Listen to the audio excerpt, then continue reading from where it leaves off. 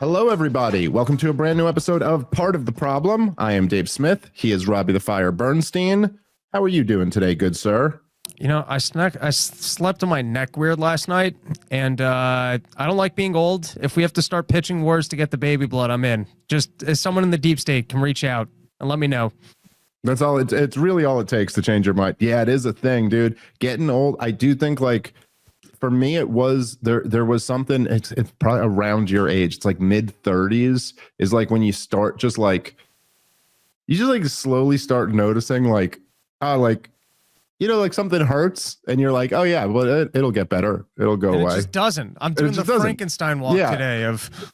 And there's like things like that. Like if you fuck up your neck or fuck up your back or something like that. Whereas like in your 20s, it'd be like, that was stupid that I did that. But then, like, when you get in closer to 40, it's more like, dude, I just fucked up like the next few weeks.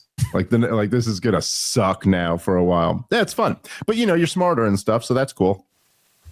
I guess that's the I'm smart enough to learn no more porn on the pillow with this, and then you gotta go to your desktop like an adult. I guess I've reached an age. You just learn that you gotta make these adjustments. We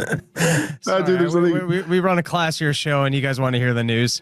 It is true. It's so much more dignified to hurt yourself during sex, if it makes sense, that like the real thing. Okay. By the way, let's start off just some quick plugs before we get into the meat of today's episode. We're going to be in Boston coming up very soon. Looking forward to that. Come on out, Boston. We always fill up the shows in Boston, so if you want to come, get them now because these shows will sell out. comicdavesmith.com, and we're traveling all over the place for the rest of the year, so come see us there. And then Rob, you got some gigs coming up, I believe. I've got a Steamboat, and now I'm confused because I got it wrong the last time. Idaho and Iowa, it's all kind of the same state to me. I think it's in Idaho. I don't know. Just go to my website, robbernsteincomedy.com. I got 2 dates coming up, and one of them's in a state that starts with an I, and I'm really looking forward to being there. There you go. Also, I should reminder. I know I've told you guys I'm debating Alex Norway. I will learn his name by the time we debate. Debating immigration at the Soho Forum. thesohoforum.org is the website to go if you want to come see it live if you're in the New York City area. Also, little teaser for you. Got some big ones coming up. Ooh. Not going to tell you what they are, but we got a few big shows coming up that I'm very excited to do. It's interesting. A couple years ago when you said that, it was very obvious, and now there's a couple different options on the table. Yes, it's one of them's the obvious one. That's all I'll say. And then and then one of them I'm doing tomorrow, doing a big show that I've never done before. So very excited to go do that. I'm not sure when it's coming out, but we're recording it tomorrow, so probably soon. Okay, so there's a few things going on. One of the things that I wanted to talk about on the show that we may have briefly mentioned it, but I don't think we've really given it too much attention. But I do find this to be very interesting because it's such a comment on kind of the moment that we're living in, and obviously there's all these kind of major themes of 2025 so far, and one of the major ones being the disastrous state of the Democratic Party. And obviously this has to do with many factors, but really losing the propaganda apparatus of the corporate media is probably the biggest one. It's not just that they lost an election, it's that they lost the mechanism by which they win elections. And so anyway, so the topic that I'm thinking about is, which I'm curious if you've watched any of it, but have you seen Gavin Newsom has started a podcast? I've seen clips. Yeah, same with me. I've just seen clips. I'm not going to sit down and watch an episode of Gavin Newsom. But it's just as somebody who was, I'm not like first generation of podcasters. Maybe I'd be like second generation. There were people who were at it before me, but for somebody who was, I'm trying to think like around when I first, because I was doing Part of the Problem in my apartment in Brooklyn in 2012. I know that. So it's before even we went to Stand Up New York Labs and before, but I had done Skanks and I had done Hammer Fisting originally. So that would have to have been around 2009, 2010. That I first started speaking, having conversations that we were recording and then putting on the internet. And so it's just, at this point now, back then it was not, like a few comedians had podcasts, but it certainly wasn't like a thing that everybody had. And it was kind of a weird thing. It was a thing you'd almost have to explain to somebody. But to see now, just as someone who's just been in this for a while, that the move for the darling of the Democratic Party, the guy who kind of all of the Democratic, bigwigs wanted to run for president, but couldn't either convince him to or couldn't maneuver around Kamala Harris, to see that as he's clearly, I mean, I don't think this is too much of a leap to say, clearly building toward a 28 potential run. Just imagine, Rob, how crazy it is that like the move is, well, you're going to have to go start a podcast. And it is the correct move. I'm not even like criticizing him for that. Like that is the thing to go do now. And that in itself is just so wild to me. And I just like, I love that. I think it's great, as awful as he is. How crazy is it that that's now what the ruling class has to do in order to get somewhere is, and obviously it's a different version, but it's like they have to do what me and Lewis did in 2010. Like that's what they're, but yes, that is the move. So anyway, that's just kind of interesting in my mind. But before we get into, because I wanted to play a couple clips from, he had, what's his name? Tim Walz on his show, the vice presidential candidate in the last election. I think it's kind of interesting to me. But I'm just curious to you, like of the clips you've seen, what do you think of this move? Gavin Newsom getting out there on a podcast. What do you think about him being the Democratic, potential nominee or any of that stuff? All right, I got a lot on this. So, all right, let's have it. There was a time in this world where you had to put on a suit to look like you were in the professional class and go and get a job. And this speaks to the degradation of the news networks, where it used to be, in order to be treated seriously, you needed to have an academic standing, or you needed to look like you're in this beautiful studio, and that's why people took you seriously. And those guys so eroded their credibility that suddenly doing the makeshift thing that we all did because we couldn't afford to be in the big news studios and we weren't given those opportunities, but then we brought something different to the market, which was truth. And now this is almost the suit and tie of truth of, dude, it's such a good point, Rob. Yes. He's not in the big studio. He's doing the makeshift thing, which almost signals to people, oh, this might be truthful. So that's one element. Then the next element. Can I just, I'm sorry, just keep that thought in mind, because that's such a good point. And it's like in the 90s when billionaires started wearing t-shirts and jeans. Like when it all of a sudden became a thing where Steve Jobs would give his presentations just in a t-shirt and jeans. And it's almost like, you have to like assume the aesthetic of the regular guy in order to like talk to the regular guy. And there's just something that's a really interesting observation. There really is something to that they now have to almost like abandon the cable newsy looking background, because our monkey brains have just associated that with liar so much that you just come off as a liar if you're in that environment at all. Sorry, continue. And then there's two more qualities to it. The next is, I think, in part, Donald Trump became president because he's incredible at television, and television is a talent. I think that goes all the way back to, I think it was when JFK beat Nixon because he looked good and Nixon wouldn't wear makeup. And so there is a quality to the way that we consume information now. Now, ideally, you would just be a great governor and you would go sell, look at how well I've done in my state, and that would be the way and go to sell yourself. But that's not he's a terrible governor. That's not the skill set that he has.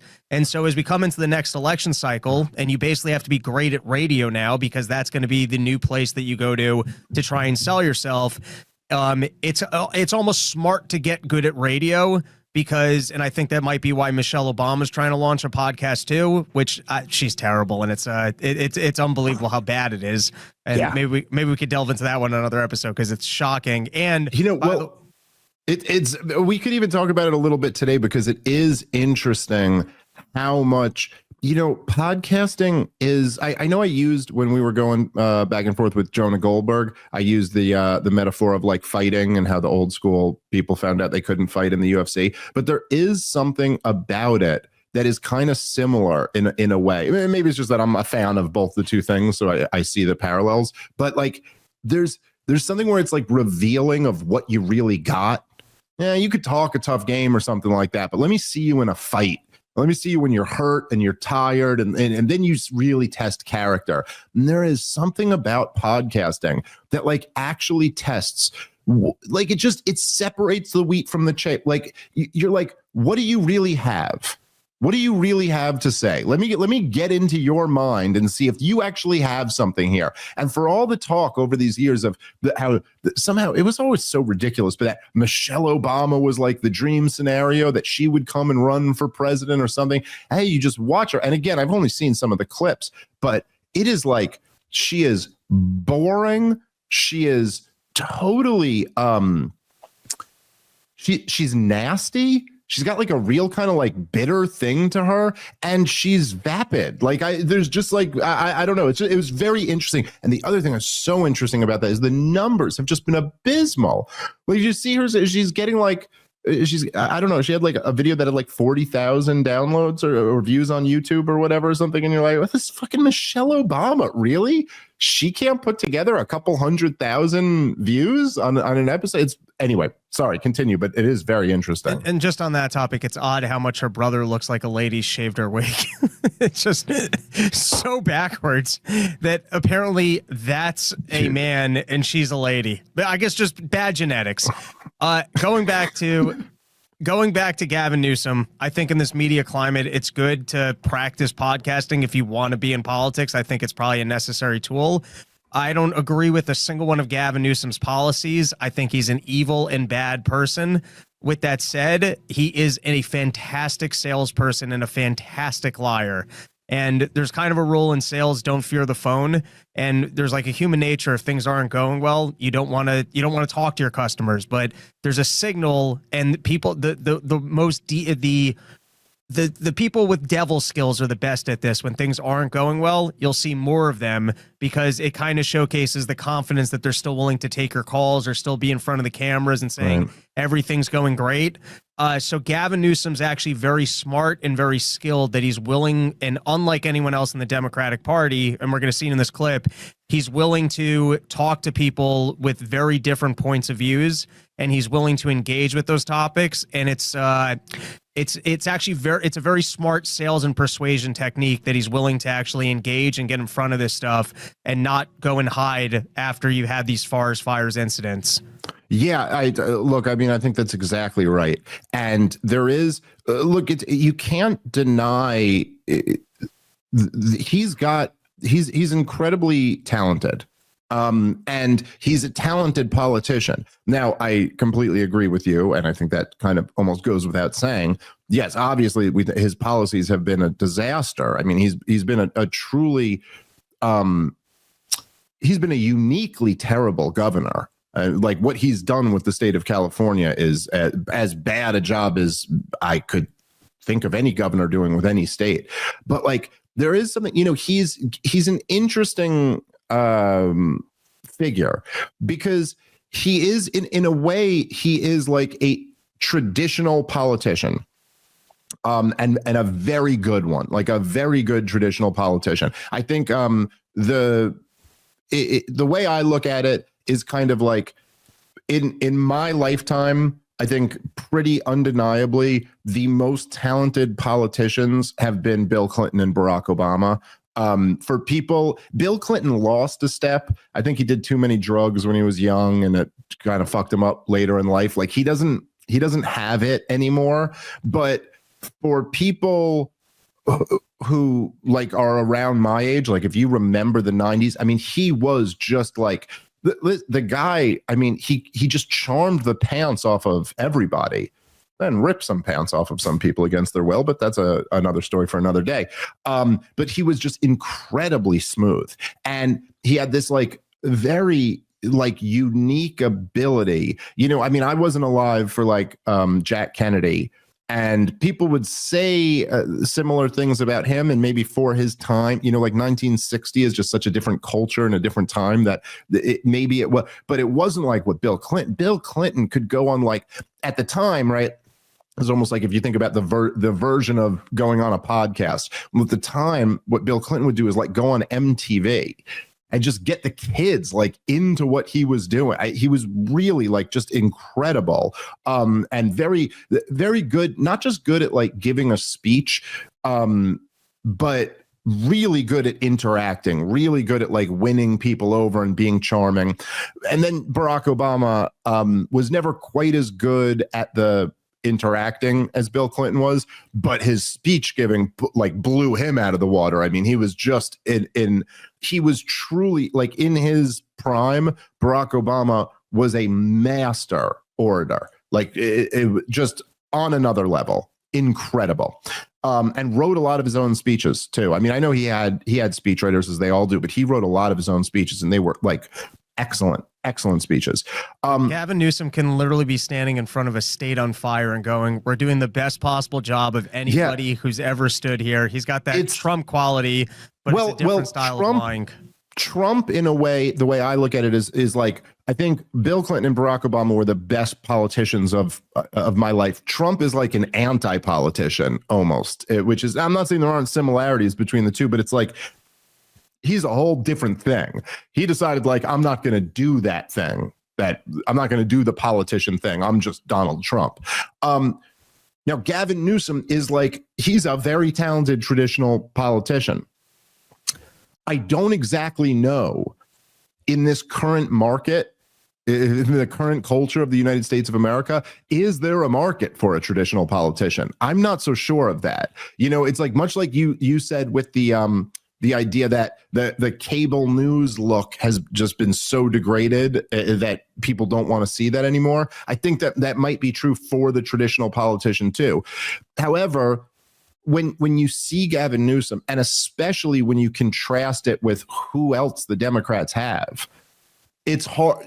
You kind of got to take that guy seriously. You're like, okay, no, listen, this guy is both in terms of IQ, in terms of just rhetorical abilities, he's levels above the rest of these guys. There's like really no one else the Democrats have who's like at that level, and that's been clear the more we've seen of all of these Democrats.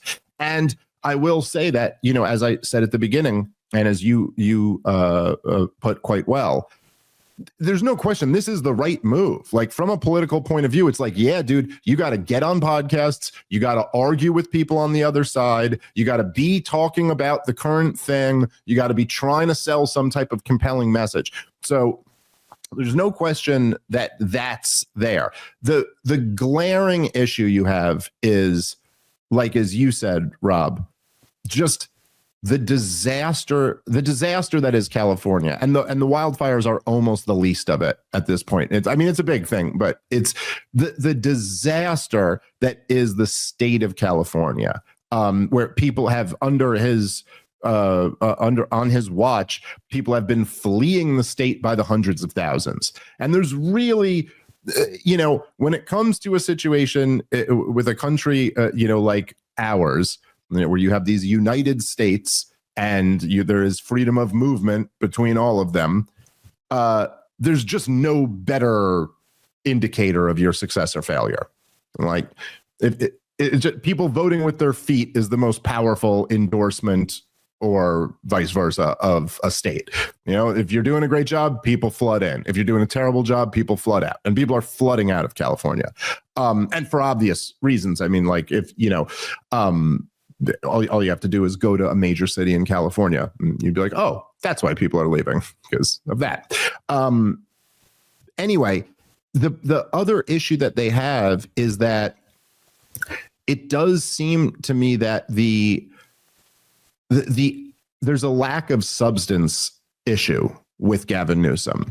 And it at least it seems to me, from all the clips I've seen, the major problem that he has is that, like, it's like, he's a very nicely wrapped present, but there is nothing inside. And a bad Like, it's track just- record. Yeah, it's a bad track record, and then he's really got there doesn't seem to be any real argument that he's there to make. And so that's an issue too. But anyway, this is all fascinating to me. And of course, the conversation that is dominant in the Democratic Party right now, which is the kind of like, what do we do from here talk. I also just find it very interesting how they're at they have such an inability to grapple with what actually just happened and why it just happened. And it's interesting to see them spin their wheels. So anyway, let's go to this clip from the Gavin Newsom podcast. I believe it's called Meet Gavin Newsom. Am I right about that? Anyway, right. Let's go check out that clip. Like, there's no actual comment being made here.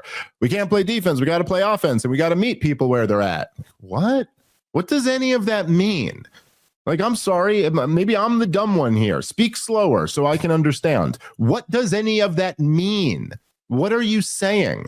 Oh, it's identity that matters, and they weaponize it, and they humiliate people, and they've like. Again, this is like it sounds like James Lindsay defining the woke right. And then you give a definition that applies to everybody. You know, well, they're awakening to an injustice and they want to put themselves in a position of power. Like, yeah, that's politics. Isn't it wild? I mean, by the way, you know, you have this conversation is happening between two of the most aggressive lockdown governors. And the two of the governors who were the biggest champions of Black Lives Matter. And you're talking about how they use identity and they demonize others and attempt to humiliate them. They use important issues to demonize others. Okay. Yeah. Like, I have some mild memories of being unvaccinated in 2021 and 22, and I felt like the finger was pointed at us a little bit. But anyway, it's just this is the point I'm making. It's like one of the things. It's like the podcast world didn't just blow up because it was on the internet instead of being on the TV. I mean, that is part of it. About, you know, like, people are on their phones and their computers more and they're on televisions less. But it was also that there was just substantive conversations being had. And, you know, people can, you can mock the bro podcast vibe or whatever. And there's like, part of that's fair. You know, it is, there's no question. It's kind of like, there's a bro energy to a lot of the popular podcasts, but there's also just like organic, substantive conversations that are happening. And this is just, it's too weird and nothing. Like, you got to say something. I don't know. Any thoughts on this, Rob, or you want to jump back in? I agree with you that in the first half of this, he absolutely says nothing of substance, but the second half I thought was interesting. Yes. Of pushing the gender stuff. But there's a realization amongst Democrats that they are too beta. And that they need, I mean, literally, I think I want to say, who was it? It was Van Jones, I believe I heard on CNN the other day explicitly say, we need alphas on our side. Like, there's just, even the Democrats eventually recognized that, oh yeah, Donald Trump is out alphaing us. That's a big component to what's going on here, which I don't know how that wasn't obvious to everybody. It literally was like, I had a huge chunk on it in my first comedy hour special, Libertas, about how Donald Trump just out alphaed everybody. Like, that was so obvious right away. But anyway, they've finally realized this. It's very strange coming from, you know, like, after they've pushed all the stuff they've pushed over the last 10, 15 years. But just a little piece of advice, maybe. You don't project like alpha male energy or like dominant male energy by saying, I am now going to project dominant male energy. Like, you have to just do it. You can't sit there and say, it's too like, I think I could kick their ass. Like, now this just comes off as like, like you're a try hard or something like that. It's like, no, that's not actually I think it. he could win a dance off. Yeah, quite possibly. And honestly, I'm don't feel that comfortable with this toxic masculinity being exuded by him. It really, I mean, the fact that he'll threaten physical violence to try and solve political problems. I mean, what happens giving to tampons to boys? I thought that's what we were about. Yeah, I mean, really, it's just going to be very difficult for Democrats to transition, no pun intended, from all of the stuff they've been talking about to this now. Like we're going to be alpha men or something. I don't know. I just find this but it is interesting to me that they've at least recognized that. They realize like, oh, there's a problem here that we don't. It's not, and a part of it is just looking at the numbers. I mean, they are just hemorrhaging men, and it's a lot more than the fact that it was Kamala Harris, that it was a woman running for president this year. It was true, according to the polls, under Joe Biden as well. And I think it would have been true if Joe Biden had run, or just about any Democrat had run. It's like men across all age groups, across all ethnicities and races, and like men have just walked away from Democrats, and it's for such obvious reasons. I mean, it's not an environment where any man is going to feel comfortable, or at least any like traditionally masculine man is just not going to feel comfortable there. It's everything is about feelings and about kind of I don't know, like safety over adventurism. Like everything is there's just something, like, even in the policies that I just like adamantly disagree with Donald Trump about, there's always something masculine to them. There's always something, we're going to take Greenland or whatever, it's like there's something there. And they've openly been talking about toxic masculinity for years and lecturing young boys, and it's been a disaster for them. So they recognize that to some degree, like, we got to win these men back over. But then just sitting here again, I know I've used this example before, but it's just like, when I hear Tim Walz talking about how he could kick anyone's ass, it just, to me, it's like that scene in The 40-Year-Old Virgin when he's describing what a boob feels like. Like, it's just like, I know you're saying the thing that you think is the thing to say now, but you clearly have no experience in this department at all. All right, let's keep playing. This is the part that was like actually most interesting to me, is that because it just shows you it's such a it's the mentality of the old order, and this is what Tim Walz's idea. But how do we push them back under a rock? How do we take them out? And this is the mentality that the Democrats have, and this is the mentality that the government has had for a very long time. It's like, that's it. Okay, they're a problem. So how do we eliminate them? What's the plan here? Censorship? You know what I mean? Like, what do we do?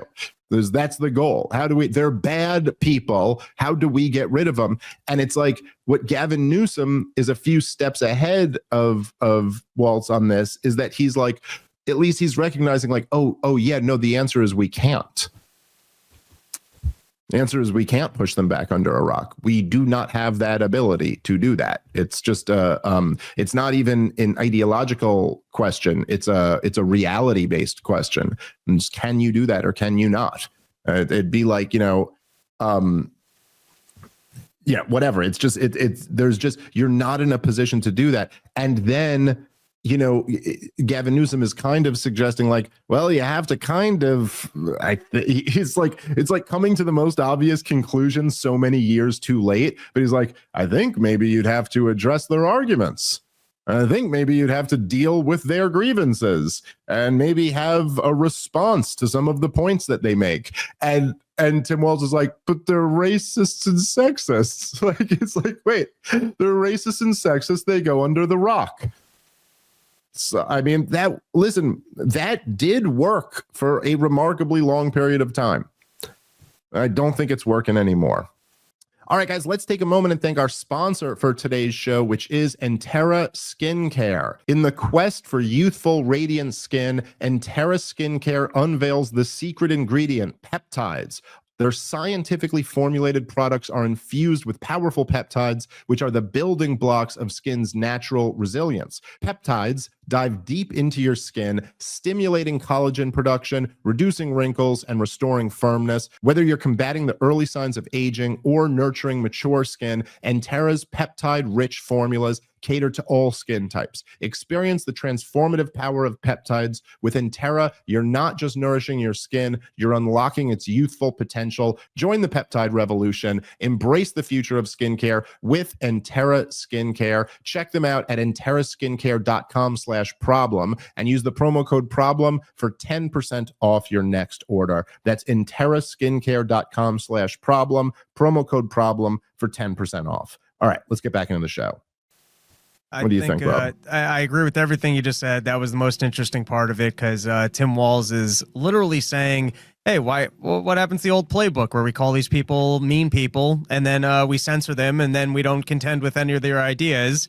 And Gavin Newsom's actually contending with reality, which the Democrats are particularly not good at, which is why they'll tell you that we're winning the Ukraine war, which will why they will tell you that it's better for your health to not go to work, not have your kids in school, and not to see your loved ones and to wear masks. Because Democrats, they like to take a narrative, pick the narrative, and then shame you if you don't agree with it.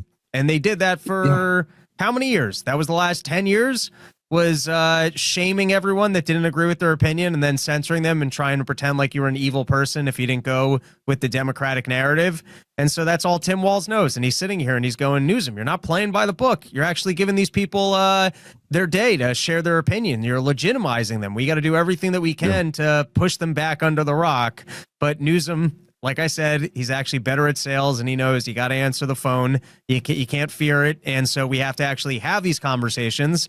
And if you've ever seen two people auditioning to try and be a part of the next election, I mean, Newsom is clearly more favorable than Tim Walz, who's trying to pull the Kamala Harris playbook of, well, I'll just preach that the other people are evil. Yeah, that didn't work. And you're not going to sell that. It doesnn't work. Newsom's at least... Yes, I agree with you. You know, there's no like conceivable path from where Tim Walz is to being the Democratic nominee next time, because you can't be the VP candidate on such a spectacular failure of a ticket and then get from there. But even if you could, we haven't seen his interpretive dances yet. And well, that is a good point. That is a good point. It's a little bit like in It's Always Sunny when what's his name finally comes out of the closet and Frank goes, I get it. So, you know, maybe he just hasn't had a moment to express himself in the way he really knows how, in a way that would be genuine, and the rest of America would go, now I get that guy. Well, you do. Well, listen, interpretive dance wild card aside, you do see just the difference in skill and intelligence, and this is what I was kind of saying about Gavin Newsom. I mean, it's just like, yes, there's just levels above. But listen, the point you made, and I think we had an episode recently that was titled like The Left versus Reality or something like that, and there is no question about it. And I think there's something at the like. It's at the very heart of kind of the left-right divide. Right-wing people, it's kind of built into their worldview that we have constraints due to reality, you know, and that's something that you have to contend with. You can't just wish that away. Whereas the left-wing worldview is always kind of built more on a utopian vision. It's egalitarianism in itself is a kind of utopian vision. And like most utopian visions, when put into practice, they're actually terrifying nightmares. But there is something where it's right. Like, you know, I think the example we were talking about in that episode was like IQ science. And it's amazing to see leftist reactions to IQ science being presented to them. And like, look, it's uncomfortable, but you know, and it's not like the IQ, the best science on IQ tells us things that we would all probably wish weren't the case. You know, like it would be nicer if the average IQ was the same in every racial group, but it's not. And then it almost like I remember getting into this. It's never been like an area that I specialize in or like talk about a lot, but I remember getting into arguments about this with like woke libertarians, like a few years ago. And there's just something interesting about like, and perhaps it's like a personality trait type of thing, but there's something about like, I find it to be like a maturity test in a lot of ways. But when you come across information that's like, shit, I really wish it wasn't that way, but this is what reality is. It's like a question of how do you deal with that? Do you just stick your head in the sand and pretend that's not real? You just like, nope, sorry, that challenges my worldview, and so I'm going to ignore that? Or do you go like, okay, shit, well, we got to grapple with that now. I have to incorporate that into my, view of things. And look, I mean, you gave a good example of we're winning the war in Ukraine. But even like, I got to say, all the transgender stuff, I mean, it's like the most obvious test of all of this. And again, that doesn't mean you have to say, like, there is a way in which you could be an advocate for transgender people and still come to terms with reality, right? Like you could sit here and be like, hey man, like adults should be allowed to live their life however they want to. Even if you're making the argument for children, you could make that argument. I don't agree with it, but you could make the argument that it's like, people are better if they're allowed to live their lives in these ways. But to leftists, so often, it's not just that. They also then have to just deny the reality of it. Trans women are women. If you're like, oh, that's a biological male, you're a bigot, you're a horrible person. It's like, wait, what? Like, it's just, there's such a mentality. Forget even how you feel about any trans issue. Forget how you feel about that. I'm just saying there's a difference between people who just recognize what's in our control and what's out of our control. What is real? Like, what is real is that, like, you were biologically born a sex and you don't get to change that any more than you get to change your species. You can pretend like you can do it, but like you're not actually doing it. It's just so obvious. And anyway, there is just something about that like the inability to deal with reality. And what you're seeing here, as you put it, is that at least Gavin Newsom is attempting. He's at least attempting to like let me try. Okay, let's just play the last couple moments of this. Working folks, and he talks about how we hollowed out the industrial core of this country. But I understand that. But so we can dismiss the notion of election denialism. We could completely dismiss what he did on January 6th. But I don't think you can dismiss what he's saying. Reminds me a lot of what Bernie Sanders was saying. Reminds me a lot of what Democrats said 20, 30 years ago. All right. So anyway, they're at the final. But I mean, you really do just see how helpless Tim Walz is in this conversation, that he goes, Steve Bannon's coming here, and however you feel about him, he's got like a pitch to the working class, and he's got an argument for how the government has betrayed them and what the plan is to get things back for them. And he goes, but he denied the election. Like he can't get out of this like old box. Like, you're trapped in this old world, and that is over, dude. Like, that's just not how it works anymore. It's to me very interesting to watch who can adapt and who can't.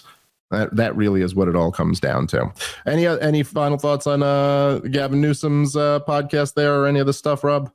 I like that he's doing it because as all of the Joy Reids and everyone else gets cleaned out of cable media, at least we got a new person to get some clips from and criticize. So lucky for us, there'll be more people spewing absolute nonsense on new platforms, and we'll be able to tackle it.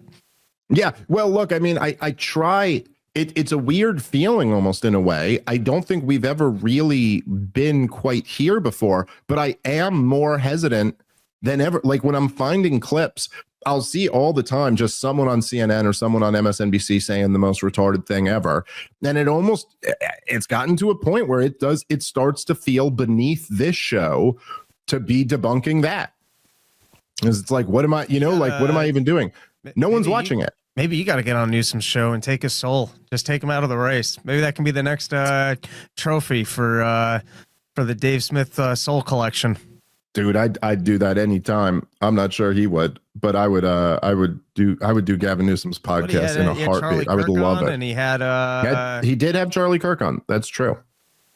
I do think that Charlie Kirk, and I'm not saying anything bad about Charlie, because I like him and he's been cool to me, and I've done his show a couple times and I enjoy doing it. I think he's a smart guy. Like, I respect him. I do think that, there was I really appreciated this. I took it as a compliment, although it wasn't exactly a compliment, but I also did think there was something that was kind of an accurate assessment. So Patch Bit David, I think I'm almost 99% sure it was Patch Bit David was on Tucker Carlson's podcast, and it was ahead of the Cuomo debate. Like, the debate had been announced, but we hadn't done it yet. And I think that was the topic that came up, but I came up, and I think Pat asked Tucker something like, "Oh, how do you think that's going to go?" Or "How do you think?" And Tucker said, he goes, "The thing about Dave is that he's totally unencumbered. Like, he doesn't have anything that he's not allowed to say."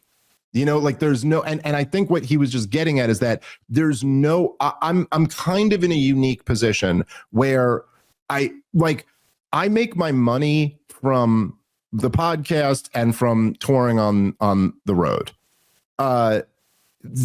There is no donor. There is no, we have sponsors on the show, but there's like zero pressure that comes from the sponsors we have. And this, as well as anyone, Rob, because for years we're working with some of these sponsors, but there's nobody, there's not, it is.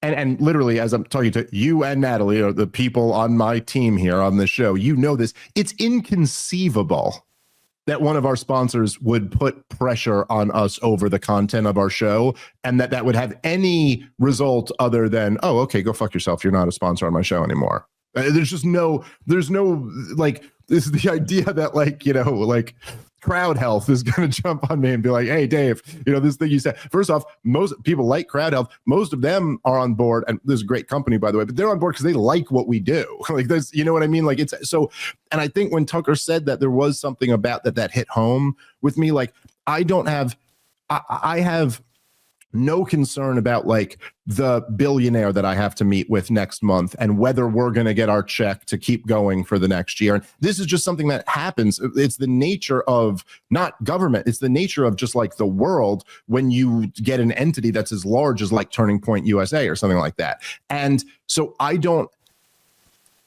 in other words, I'm not going to the cocktail parties.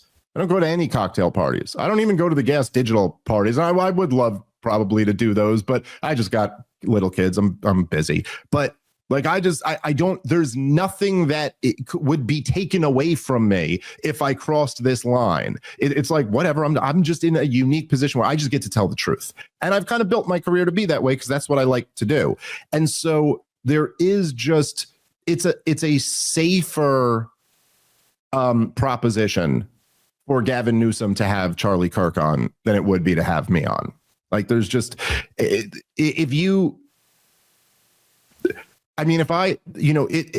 it would be like Chris Cuomo, like, it's, to me, there's, and even though I'd probably, like, the war and peace is probably like my number one issue that I care about the most. Like, lockdown, I'm more furious at lockdown governors than I am at anybody else. And there'd be, the truth is, me saying this out loud probably guarantees that I'll never be on the show, but it's a long shot anyway, so I don't care. But like, I'd go in with the mentality I went in with Cuomo. Like, I'm gonna fucking ruin you. Not just like, I guess I can't like ruin you exactly, but this will be an albatross around your neck for the rest of your public days. Like, this will be something that it's like, but remember when that guy took your fucking soul? Like, that's what it would be. And I don't think Charlie Kirk went in with that attitude. You know what I'm saying? Like, it's just a different, I'm a different animal in that way. And that's not to say I'm better or smarter or anything like that. It's just, we're different people in different positions and we have different styles. So anyway, I don't think that's going to happen, but man, I would do that in a second. Man, would I love to do that. Okay, so the other thing, by the way, is speaking of, so what I will find for the shows now is like, okay, so like this, like again, okay, so Joy Reid is gone, but like whoever the next stupid lady at MSNBC is, I'm having a tougher and tougher time justifying like playing a clip of them, because you're just like, no one watched this, no one takes this seriously. It's kind of low-hanging fruit. But when Gavin Newsom is now starting a podcast and looks like the 2028 frontrunner, that's worth, you know what I mean, like taking on. Likewise, to set up this next clip, when the most powerful Democrat in the Senate is going on The View, I still think that's legitimate to a legitimate target, because this is somebody with actual political power, and he is kind of the de facto leader or the co-leader. I guess it's him and Nancy Pelosi are still kind of the leaders of the Democratic Party, which is remarkable. In a sense, it's really, and I know this is a point that you've made many times, Rob, but it's really something about DC where, like, in almost any other area of life, you simply cannot fail as catastrophically as Chuck Schumer and Nancy Pelosi have failed, and just continue on. I mean, there's no company where there wouldn't be a shakeup, no matter how high up it is. I mean, this could be the CEO or the CFO of a company. If they failed this spectacular, we're looking for a new CEO. You know, like that's it. In a marriage, if you fail this spectacularly, it ends in divorce. If I mean, there's just nothing in life where there aren't some repercussions, except for in DC, where you can just fail and fail and fail and fail, and you know you could, and then still be outraged if anyone suggests you leave. And still be, what do you mean you're going to cut the Department of Education? What? Like, Department of Education? What? Like, we spend so much goddamn money on education, and our kids can't read. And they're like, still, you can't cut us. Anyway. All right, guys, let's take a moment to thank our sponsor, Monetary Metals, an amazing company that I've been telling you guys about for a while now. You really got to check them out. If you own gold, you've probably been pretty happy to see prices hitting an all-time high last year, but your gold can do more than just sit there waiting for the price to go up. It can also generate passive income for you. With Monetary Metals, you can earn up to 5% interest on your gold and silver paid in more ounces of metal, and accredited investors can even achieve double-digit returns in their bond offerings. All interest payments are made in ounces of gold and silver stored in your account free of charge. So you just think about this. A lot of people own gold and silver for a variety of reasons, but oftentimes people own this. I think most of the time people own it and they're being charged storage fees for it, and they're not earning anything off it. And now with Monetary Metals, not only are you earning off of your precious metals, but you're earning precious metals off of your precious metals. It's just a brilliant idea, and I believe it's really the future of the precious metals space. So go check them out, monetary-metals.com. That's the website, where you can click the link in the episode description, monetary-metals.com. All right, let's get back into the show. Here is Chuck Schumer on The View, giving his pitch to the American people. I'm sort of the orchestra leader, and I have a lot of talent in that orchestra. So what I do is I show them off. We have some great spokespeople, people like Chris Murphy and Brian Schatz. Right. We have, Democrats are learning to do the digital social media much better than we did before. I put Cory Booker and Tina Smith in charge. And then we have Bernie going out to Republican areas and doing rallies and rallying. So we have a load of talent in our caucus. And I'll tell you one thing, we are totally united in one thing. Pause it already, because, and then just go back a little bit, because I want to get that next statement in there. But dude, to just say I have a load of talent and then to rattle off the most pathetic list of names, I mean, it's just like, talk about not contending with reality. Oh yeah, we've so much talent. I mean, we could throw Cory Booker at him if we needed to. Cory Booker, dude. What did that guy get when he ran for president? Anything? Was he at 1% in the polls? It's worse than that. I mean, I've said it that the Democrats, listen, we'll see. They might do all right depending on how bad Trump does. But at the moment, they have nobody on their bench. And the fact that they have Elizabeth Warren and Bernie Sanders trying to be out there selling the Democratic message just speaks to currently how doomed they are. But when you start talking about their social media presence, and we played some of the horrific clips that they had over the last couple of weeks, Cory Booker had a particularly bad one where he wrote that script where everyone, here's the thing, like they're trying, for all the talk that they did of Donald Trump and the dignity of the office, now they're trying to be cool and like throw in curse words, but it just doesn't match their style and it doesn't fit for them. And also the internet has picked up on, oh, everyone's reading the exact same script. What is this? And so it was something, I think the line was like, that shit just won't stand, or something just, it was not good. And Cory Booker had to come forward afterwards and go, yeah, I wrote that. And so the fact that that's the name being thrown out there right now of, oh, I got this guy and he's running our social media strategy. Talk about not adapting, of that you can't find a single marketing company with the millions. I mean, the fact that I guess it speaks to the $1.2 billion that Kamala Harris spent not being reelected, and how much the marketing companies failed her in trying to put together a strategy, and what she paid to digital marketing companies. But to sit here right now, right after Cory Booker had a big swing and a miss, and go, don't worry, our bench is doing okay. We're getting the social media thing that the kids like, and I've got Cory Booker working on it. Just sounds like it's like the guy trying to flip a burger that's got a piece of cheese on it and the oven's not on. You do not know how to do this.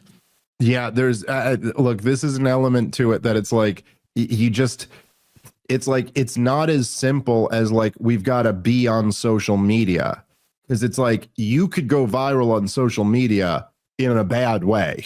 You know what I mean? Like there's a difference between going viral and something that's helpful and something that's disastrous, you know, Kamala Harris had a ton of things that went viral during the election when she said on The View that she couldn't think of anything that she would have done differently than Joe Biden. That went viral. It also destroyed any chance she had, if she had any chance, of winning the election. And it gives off, it just gives off such imposter energy. Like it's like, oh, say what you will about Donald Trump, but he was always being Donald Trump. It wasn't like there was some other Donald Trump and he was trying to be just like that. And it's like they're going and doing things that are like, they'll be doing like an internet viral trend, but it was like a trend 3 years ago, and then they come out and do it and you're like, no, that's all wrong. Like that's not how this works. So yes, anyway, it is just delusional. I mean, maybe this is just what he has to say and he knows the truth, but it is delusional to be like, we have this strong bench and they're really connecting with social media and all this shit. The truth is that even amongst things like, okay, there's that Call Her Daddy podcast. And I don't know exactly, I saw some of the episode of Kamala Harris. I've never watched that podcast before. I don't really think it's for me. But from what I understand, it does get a lot of views. And so it's like, it's a big show, but even amongst people who watch that show, it's not necessarily moving the needle that Kamala Harris went on it. And something like, say, for example, like Taylor Swift is undeniably huge. She's the biggest musician, I think, ever. I think her last tour was like the biggest tour in history. But her telling people to vote for Kamala Harris didn't move the needle at all. And so it's like the truth is that the Democrats are just, you kind of can't overstate it. They're getting annihilated in the podcast social media game. Just destroyed. So for him to sit here and say, we've gotten better and we got Cory Books out there doing it, it's like, yeah, come on, dude. This is total bullshit. All right, let's play some more. Rallying.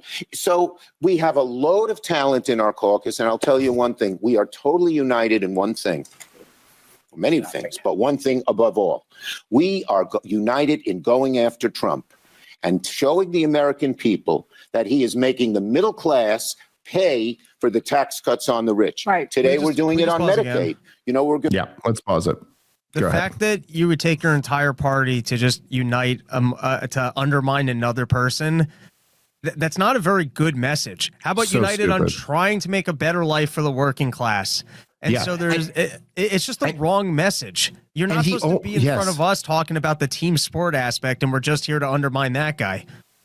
It's so stupid. And yes, okay, he did kind of tie it to like going after Trump, and then it almost seemed like he felt that he needed to say, and how he's making the middle class pay for the tax cuts or something like that.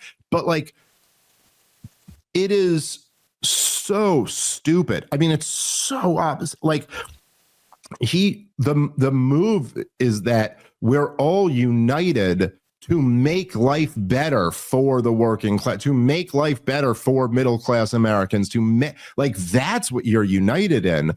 Or even united in something like to get free healthcare, or to get, whatever, something that makes people's lives materially better.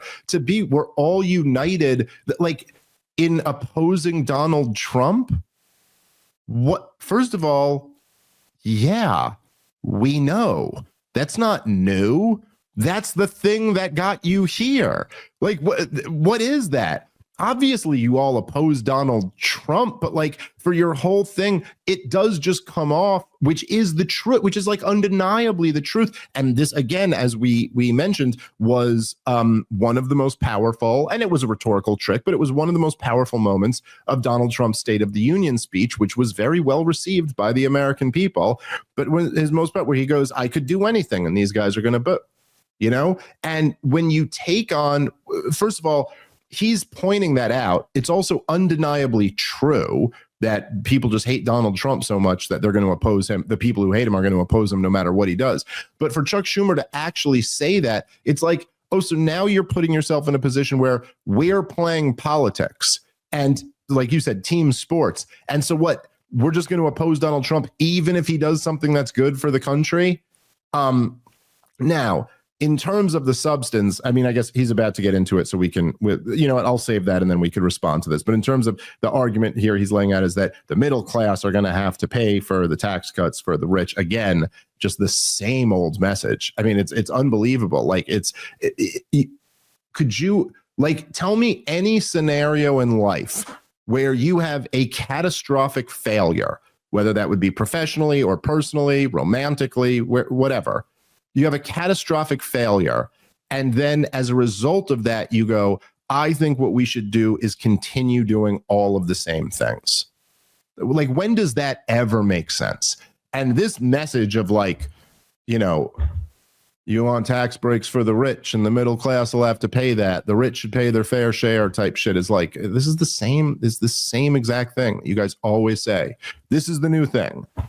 We're united in our opposition to Donald Trump, and the rich should pay their fair share. Okay.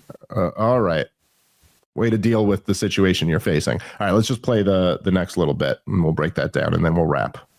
Going to do it very soon on the tariffs. He wants to put these tariffs in. It's going to raise you folks, the average family, $22,000 a year for these tariffs. Why is he doing that? Something so stupid. Why? He wants to use that money for tax cuts for the billionaires. The Republican Party is a different kettle of fish than it used to be. And that's why we're fighting them so hard. They are controlled by a small group of wealthy, greedy people. And you know what their attitude is? I made my money all by myself. How dare your government take my money from me? I don't want to pay taxes. Or I built my company with my bare hands. How dare your government tell me how I should treat my customers, my the land and water that I own, or my employees? They hate government. Government's a barrier to people, a barrier to stop them from doing things. They want to destroy it. We are not letting them do it, and we're united. Okay. Man, sometimes I just wish, I would just love to live in a world where the Democrats' caricature of the Republicans was accurate. Man, I really wish they hated government and were trying to destroy it, but unfortunately, that's not the reality. I do, obviously there's a lot that's just factually wrong. It's just kind of like garbage economics and, just bad, an inaccurate understanding of the way things work. But I just can't tell you, like, I just find it so profoundly evil to have somebody like Chuck Schumer, who is worth, like, I mean, I don't know his exact net worth off the top of my head, but he's worth an ungodly amount of money. He's made his money by being a quote unquote public servant. And then he's sitting here and mocking people who built a successful business and how they feel like they did it themselves. And, you know, of course, it's also like a straw man argument. I mean, I don't think I've ever heard anyone who's built a business literally say, I did this all on my own with my bare hands. I had no help at all. Obviously, all of us have help in one way or another, down to very, very basic things that we all take for granted. Like we're speaking a language right now that we didn't invent. You know what I mean? Like there's always like we always stand on the shoulders of like all of human history. But the idea that somebody in the parasitical government class is lecturing people who did build and create things about how they feel like it's rightfully theirs. First of all, it's evil. You're supposed to be a servant of the people who you're mocking right now. And then on top of that, it's also like, in what way does this message resonate with anyone? You know, you sit there at the end and say, hey, we're united now. Yeah, you're united with a 24% approval rating. Who's united? You're the, like, you guys might be united. The American people are the most united I've ever seen them in rejecting you. But yeah, you know, most people actually do think of their money as theirs. Most people, when they work for money and they get a paycheck, they think of that as their paycheck, not that it belongs to you. I don't know. Any other thoughts on this one, Rob? Even this, it seems like he was being cut by a commercial break, and so he didn't get to quite explain what he was trying to get out, and so he basically just pitched it backwards. Yeah. Well, it's also the other thing too is that this idea that, you know, and this has just been true for a long period of time. It's when he, you know, this talk about tax cuts for billionaires, it's all just made up nonsense. It's all fucking nonsense. Billionaires don't pay income tax in a meaningful way.